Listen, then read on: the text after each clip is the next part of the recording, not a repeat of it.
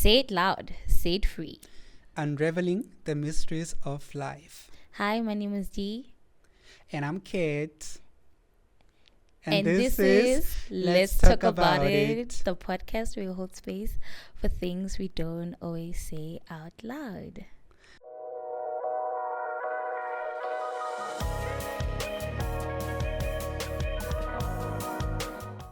Hello, Dee. Hi, Kat. How are you feeling today? I'm good. I'm great. I'm also feeling good. And before we can start, I just wanted to give you our check-in question of the day.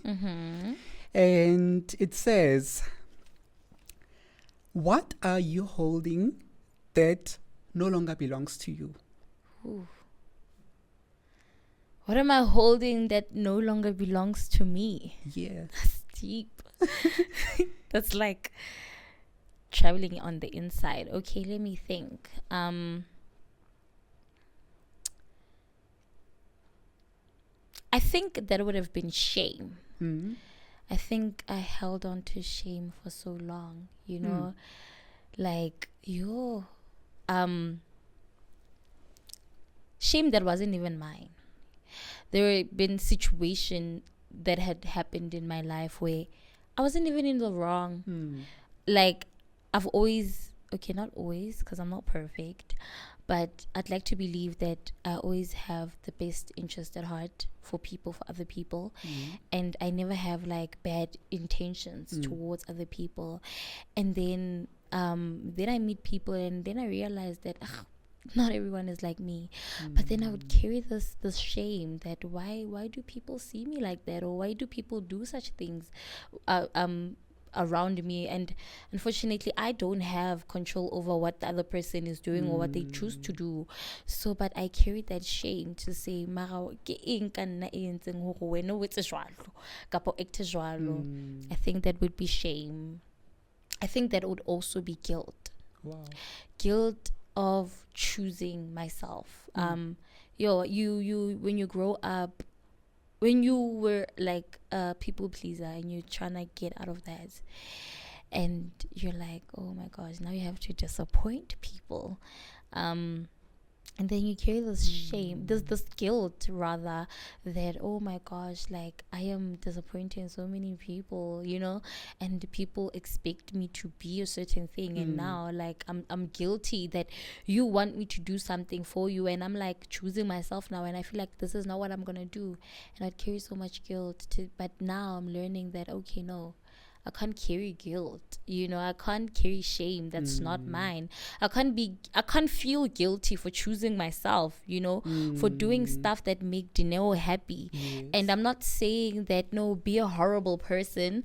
I'm just saying that when you have the best interest at heart, for people, do also put yourself first. Do not never ever lose yourself in this, no, I have to be this, no, I have to be that for other people.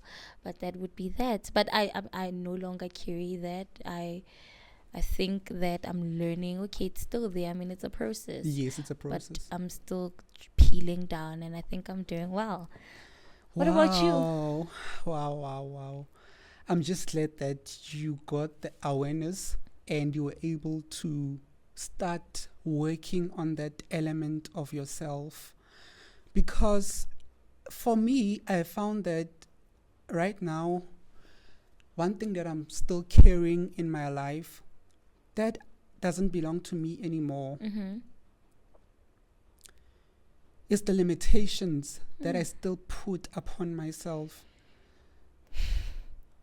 And I'm still unlearning to limiting myself. I'm still unlearning all of those things of, nah, I'm not enough for this. Now I'm realizing my potential. Oh, that's deep. And it's about time that I start working on it and start to disintegrate myself and know that my life is in my hands. And everything that I do is within my control. Anything external is beyond my control. Therefore, Exactly. I don't have to worry or feel bad about anything that happens outside of my control circle. I love that. I mean, I also used to be a person that, I limited myself. Okay. But I'm glad that you're realizing that it's no longer yours to carry anymore. And you're just moving into knowing that not even the sky is the limit, honey. Like, you can get there. You can do it.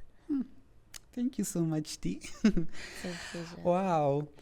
So I just wanted to share our word of the day, if that's what I may call it. It's actually related to this concept of liminal, because I'm aware that our viewers may not completely understand what exactly is liminal. Okay. Now, I chose the word threshold to give them an idea of what we talk about when you talk of liminal. Now, Dino, what do you think of when you hear the word threshold? The in-between, like just a transition. I don't know. I'm not going to explain it. Ka dictionary. I think it's your word. So you do it. Now, I just wanted to get your just like your the knowledge in-between. I think that's that. Or like a transition. You're not there yet. You are getting there. You are like between the in-between what you used to be and what you're becoming. So it's just that space, that uncomfortable space. That's how I define it. I don't know. That's actually a perfect description, because I often think of it of something like the gray in between black and white. And white, yeah, definitely. That space just before the raindrop hits the ground, that is the threshold. That point where between where you can hear and the point where you cannot hear.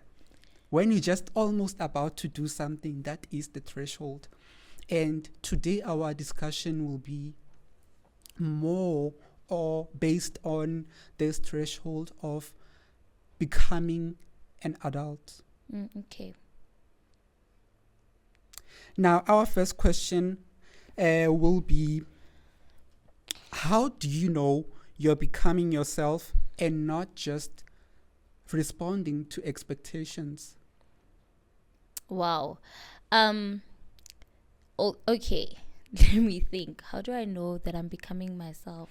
But before I bombard you with that question, I'd like for you to let's go firstly into naming these expectations. What exactly are these expectations that you're talking about? Family expectations. Or okay, that could be family. That could be your peers. Society, culture. Yeah. What's the question again? How do you know you are becoming yourself and you're not just responding to expectations? I know I'm becoming myself when I go for the things that feel right here. When you know that you know in your heart that this is what you want to do. And how you'll know is when you quiet down the outside noise. And I mean, that is a long journey, okay? Because for you to be able to connect to self, you need to break out of external noise. And it's hard, especially when you're just out of high school. You're used to your parents telling you everything, your friends, you're doing stuff because your friends are doing it, So now you're like, this is the time when some of your friends, they go to university, they didn't tell you they applied to that specific university. Now you get to sit with yourself and you get to ask yourself, okay, what do we do now? And how you become that is when you realize that, you know what, I really want to do this. It's not because of someone else. And that takes spending time with self. And I know people say, no, journal. And you'll be like, so many people have said journaling will do wonders for you. Because that's where you can put to words what you're actually feeling Mm. and what you actually want. So sometimes it's not always loud. It's not always this voice. It's just it whispers. It's very subtle. It's a feeling. It's a feeling. It's like something that, or maybe like your calling is something that doesn't stop calling you. It It's doesn't like fade after away. years, you It's still still feel like there. it's still there. It still talks to you. It still speaks to you. Wow. So when you go for that, that's when you realize that you're no longer living up to other people's expectations.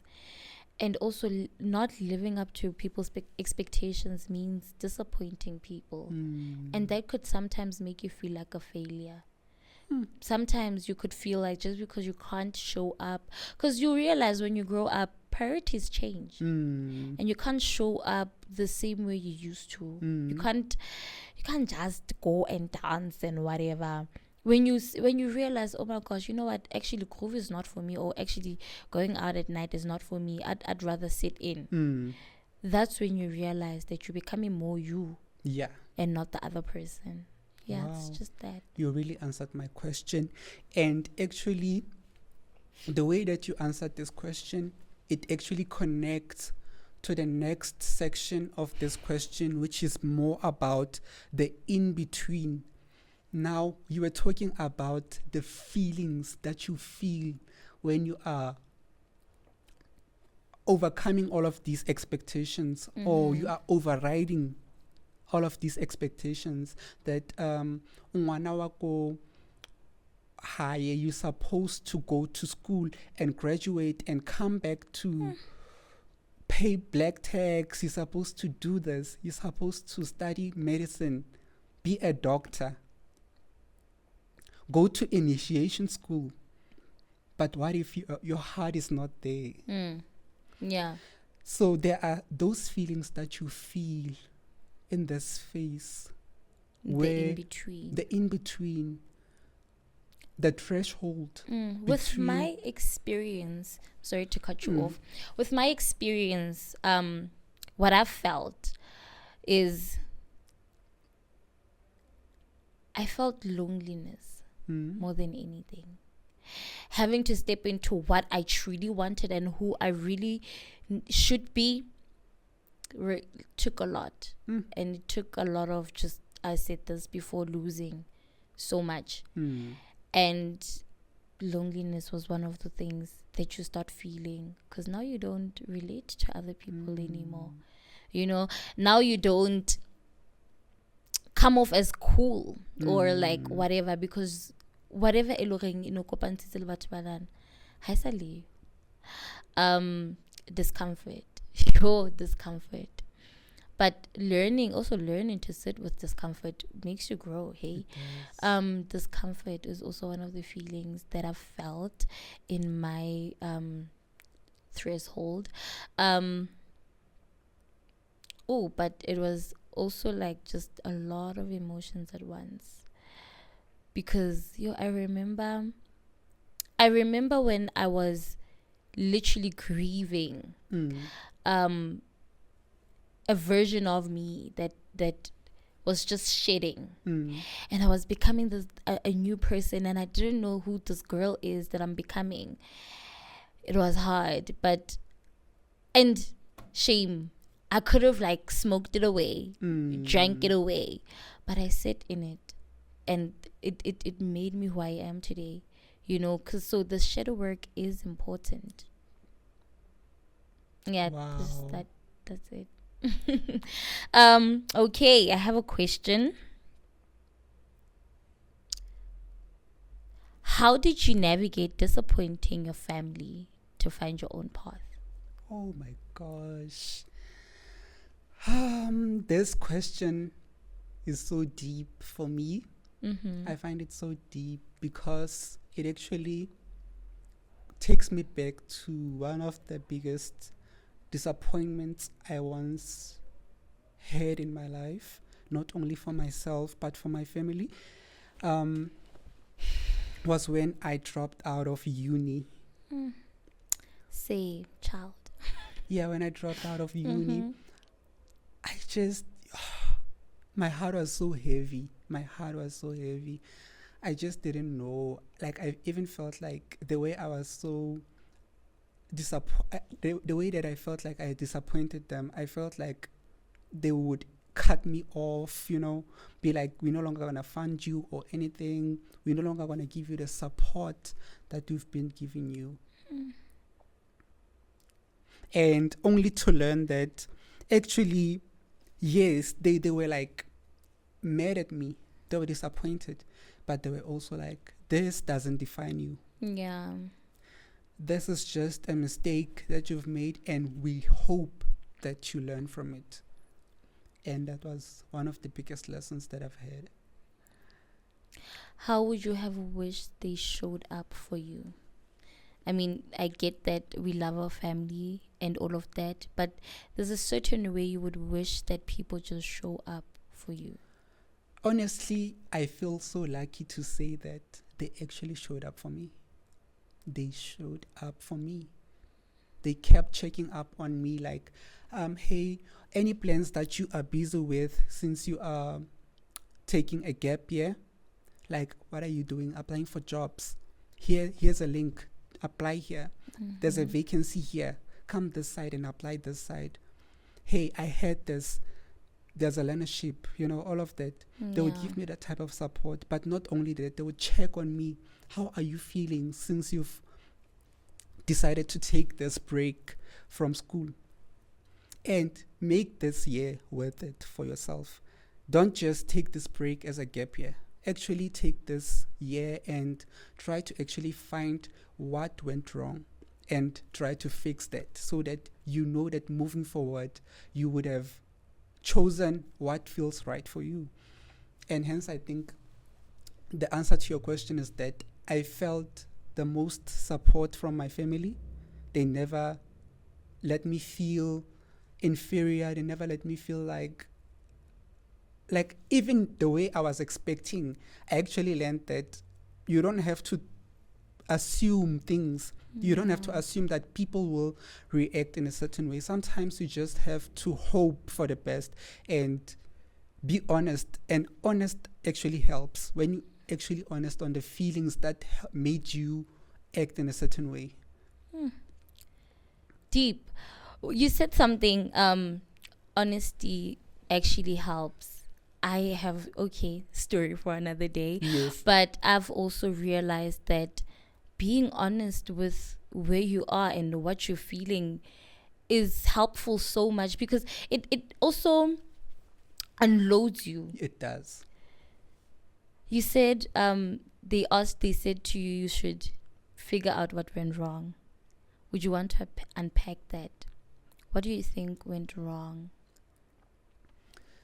Well, this is actually a good question, especially for our youth audience out there. I was a person who grew up in my own space.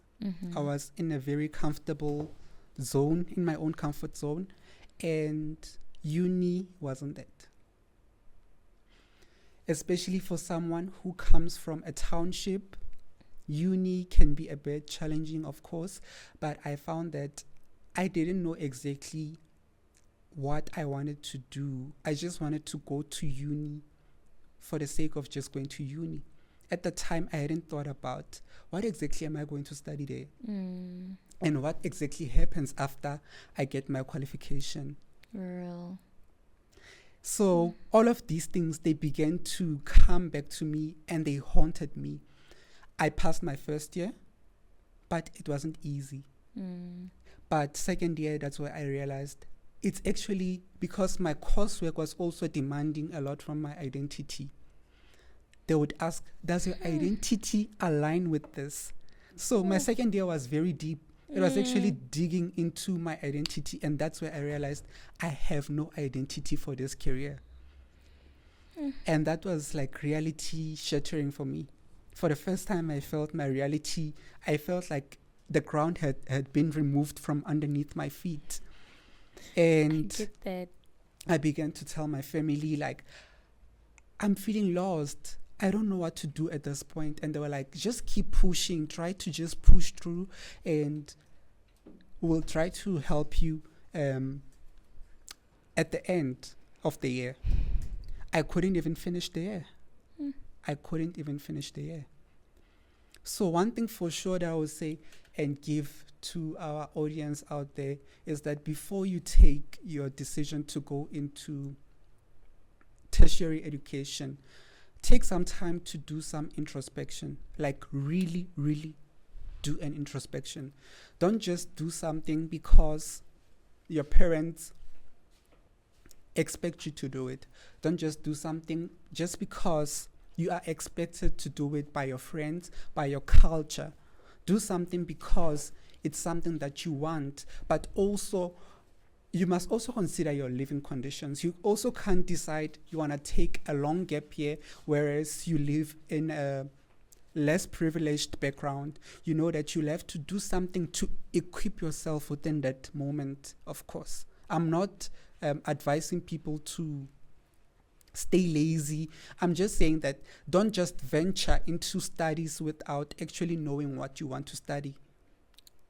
I agree. I relate to your story. I mean, we went through the same thing. I also went through the same thing. And have you ever just sat in a class and you're like, I don't want to do this for the rest of my life. No, I'm not going to do this. And I registered for a course because I just wanted my parents to get off my back, you know, because they're like, because I took a gap year the first, just right after my high school. And you know what, I love my parents, but they put pressure on me to go to school.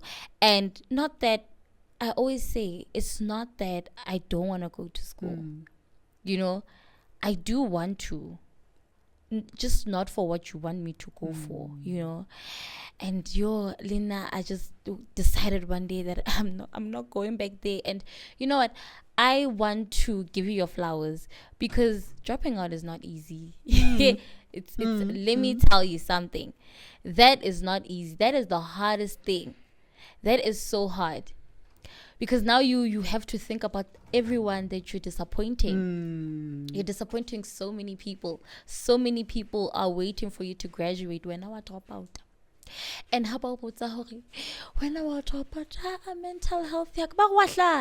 Indeed, that's what happens. But you're crazy. Who does that? But I also think that, hey man, you need to make those decisions, you know, and it's hard.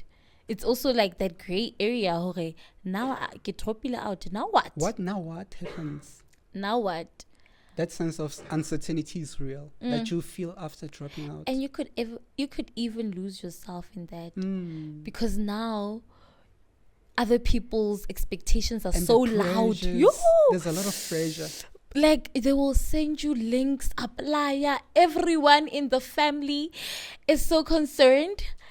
And I'm like, it's not because I can't go to school or I don't want to go to school. It's just not for what you want me to go for. And it's also important to also prioritize your mental health as you venturing into your studies. Yeah. Remember that you're going to go into a different environment, especially university. University is very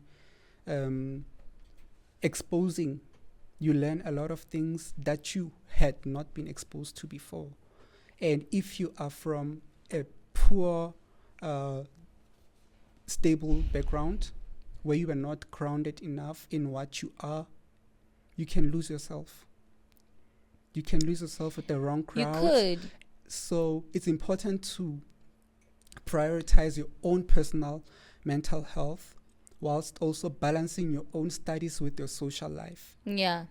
I remember, now that you're saying that, I remember what Tessa said on Friday. She was like, she saw this guy and he was like, he had this aura and was very attractive, and you could see, oh, this one has like a bright future. And months later, when she saw this guy again, she says, I couldn't believe my eyes. He looked nothing like what he used to be, and because he started smoking drugs. And that also stems from not having an identity. Because if we did, a never wa kena ka hara dintho tse o tsebang hore di tlo kwenya. Indeed. Wow. So yeah. Well, the in-between section was very reflective. I feel like it was very reflective. Let's venture into the last section of our topic, becoming. Okay. Now, how do you learn to trust yourself without having clarity or resolution? Intentionality. I'm going to say that again. How you learn to trust yourself is how you show up in your life. Mm-hmm. You won't ever trust yourself if you can't keep the promises that you make to yourself. Mm-hmm. If you said today, I'm going to run, go for the run. Your brain, they say, what's that? The brain is the dumbest organ ever, because it gets so addicted to like things. So if you can't keep those promises to yourself, you will never have that confidence to say you can do something, because you can't even prove to yourself that you can go for a run. You can't even prove to yourself that you can finish a run. So yes, intentionality. Wow. And I also feel like as much as you feel like there's no clarity, set those small steps. Yes. Set the small goals for each and every day that will eventually lead to your larger, bigger picture or whatever, your end goal. Because otherwise, when you have a goal and you don't have the necessary steps to get to it, it also makes it harder. And hence you get that sense of this feels so vague. This feels so unclear to me. So it's important that a person learns to make their goal as specific as possible. Yes. And then they also set those small steps each and every day. Do something small, and consistency to contribute, and eventually gonna see the rewards. That's what I've also been doing lately. I've just decided that, you know what? Yes, I don't have it figured out. I'm becoming. But for that to become, like I said, you need to knock on doors. You need to go through doors. And you need to take as much rejection as you need to so you can get there, you know. But set the little goals, like those tiny ones, you know. If that's applying for a job that you really want, what are the requirements to the job? You know, if you require to have a license, go get your learners done. Go get your license done. You know, work towards it. Hanyani. You know, slow is the fastest pace you can ever take. Wow. What a beautiful discussion we had, Didi. It was a very beautiful discussion, and so emotional as well. It was also emotional. Okay, so my question to our viewers would be, how have they learned to be themselves outside of external expectations? And how do they navigate that? That's my question to the audience. And thank you for watching. We are done for today. Much. See you next Thursday. See you next Thursday.